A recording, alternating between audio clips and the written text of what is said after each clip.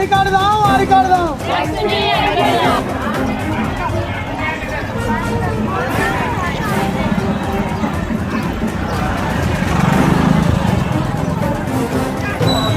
ముందు ముందు ముందు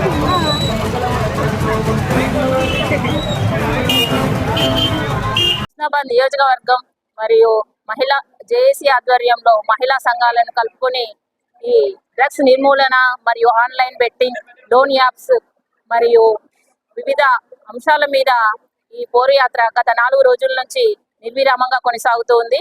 ఈ డ్రగ్స్ నిర్మూలన పోరు యాత్రలో భాగంగా ఈ 5 రోజులు ముగింపు సభ ముల్కనూరు ఊర్లో 400 మహిళా మనుల చేత పెద్దగా ర్యాలీ తీయడం జరిగింది. ఇంట్లో ముఖ్యంగా మహిళలను భాగస్వామ్యం చేయడము ఉద్దేశం ఏమిటంటే మహిళలే కుటుంబ బాధ్యతను, వాళ్ళ పిల్లల బాధ్యతను సక్రమంగా నెరవేర్చుతారని చెప్పేసి వాళ్ళను ముఖ్యంగా భాగస్వామ్యం చేయడం ఈ ప్రధాన ఉద్దేశము.